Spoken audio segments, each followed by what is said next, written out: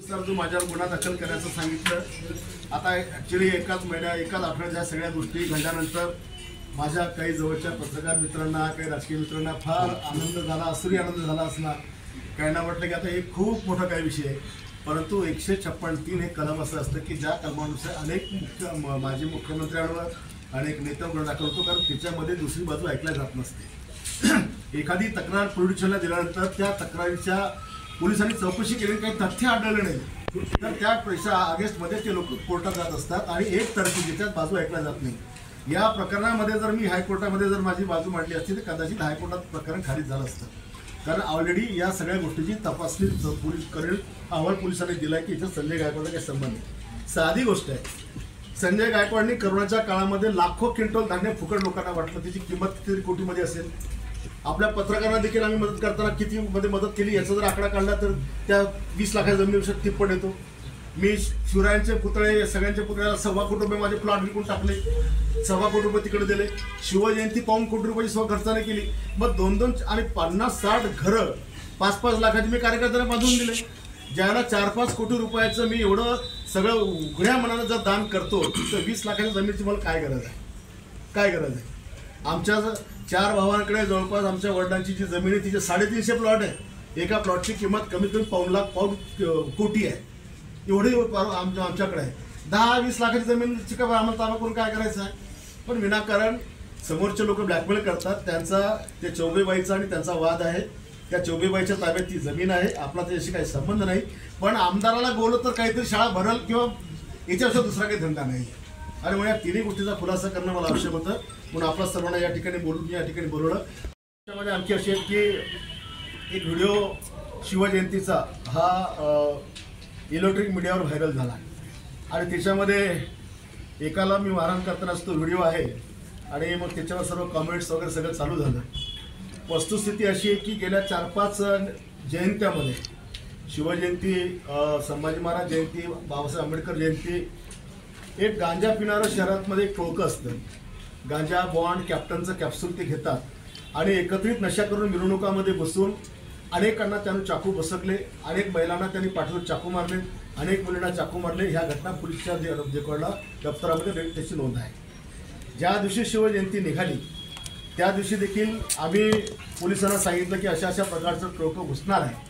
आता वास्तविक एवढ्या 30-40 हजाराच्या क्राऊडमध्ये पोलीस कमी पडली आणि त्यांना शोधायला कमी पडली, पण जयस्तंभ चौकाच्या इकडे गेल्याबरोबर एक मुलगी माझ्याकडे आणि तिची आई धावत आली की हे 2 पोरं यांच्या कमरेला चाकू आहे आणि हे वाद करायच्या तयारीमध्ये आहे।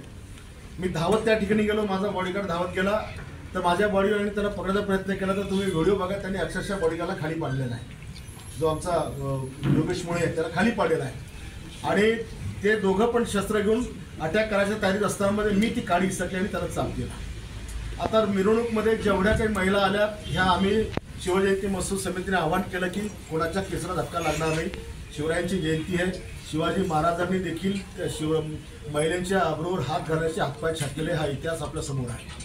आणि मग कोणी अशी प्रवृत्ती मिरवणूकमध्ये येऊन जर आमच्या आई बहिणीला इजा पोहोचण्याच्या प्रयत्नामध्ये असेल, ती छेड घालण्याच्या प्रयत्नामध्ये असेल तर 100% अशांना चाप द्यायची जबाबदारी ही आमच्या सर्व आयोजकांची किंवा माझी होती आणि ती मी पूर्ण केली, त्याचा मला जराही पश्चाताप नाही।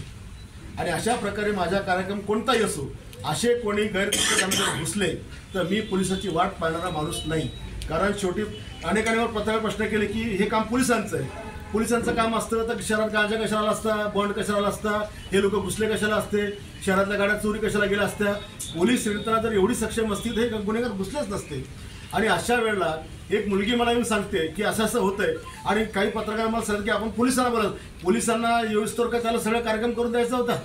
एखाद्या पूर्वी बलात्कार होतो आणि ती हाक मारते आणि ती मी म्हणायचं की मी आमदार आहे, मी त्याला पकडणार नाही पाहिजे, बलात्कार असं वाट पाहिली पाहिजे, हा तमाशा पाहायचा? उद्या तुम्ही तिकडनं म्हणसाल की हा याला काय लाज वाटते की नाही, याच्यासमोर अभिर उठला हा काहीच करत नाहीये। तर ही भूमिका जी मी घेतली त्या भूमिकेचा मला जराही पश्चाताप नाही आहे, माझी योग्य भूमिका होती, त्याच्यामुळे हे देखील आपण लोकांपर्यंत पोहोचावं। दुसरा विषय, शिवरायांच्या भाषणामध्ये एक व्हिडिओ व्हायरल झाला, त्या व्हिडिओच्या अनुषंगाने जो गुन्हा दाखल झाला त्याच्यामध्ये माझा जो काही दात होता तो त्यांना दिला, त्यांनी तपासला, त्याच्यामध्ये काही तथ्य आढळलं नाही, त्याच्यामुळे तो गुन्हा देखील संपलेला आहे। चौथा सगळं संपलेलं आहे, एका शब्दात सांगतो. हो, तू नकली जात होता का? नकली होता. ते आता तपासला त्यांनी. संपला विषय. आता जसं तुम्ही चोरून सगळी माहिती काढता त्यांच्याकडे पण काढा की खर्च तो कसा होता. तुम्ही खरंच वाघ मारला होता का? आता परत त्या वादात एकटा सांगेन तुम्हाला. हो, कुठे मारला होता वाघ आपण? आता तो विषय संपलेला आहे. तिसरा विषय, काँग्रेसचे जे 6 नगरसेवक आपल्याकडे आले होते त्यांनी घर वापसी केली का? आता राज्यामध्ये तुम्हाला माहिती आहे की सकाळचा माणूस दुपारी कोण्या पक्षात राहील, दुपारचा संध्याकाळी कोण्या पक्षात राहील. अगदी बरोबर. म्हणून पुढच्या 15 दिवसात त्यांचं काय होईल हे मी तुम्हाला दिसून जाईल. पुन्हा येतील आपल्याकडे. काही सांगता येत नाही.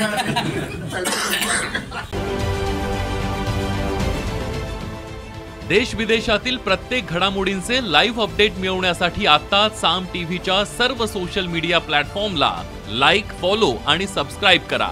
तसंच सर्व नोटिफिकेशनसाठी बेल आयकॉन प्रेस करायला विसरू नका.